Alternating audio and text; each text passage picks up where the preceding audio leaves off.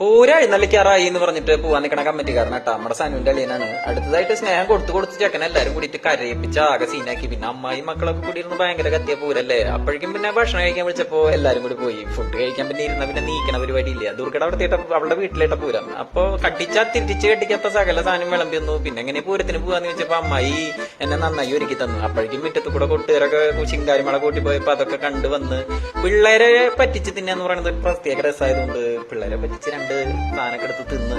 അപ്പോഴേക്കും പൂരം എഴുന്നള്ളിക്കാറായി എന്ന് പറഞ്ഞിട്ട് എസ്കോട്ടൊക്കെ ഇട്ടിട്ട് ദൂർക്ക പോവാൻ നിൽക്കട്ടെ. എങ്ങനെ തുള്ളിച്ചാടുന്ന് വെച്ചപ്പോ കാണിച്ചു തന്നിട്ട് അവൾ പോയുള്ളൂ.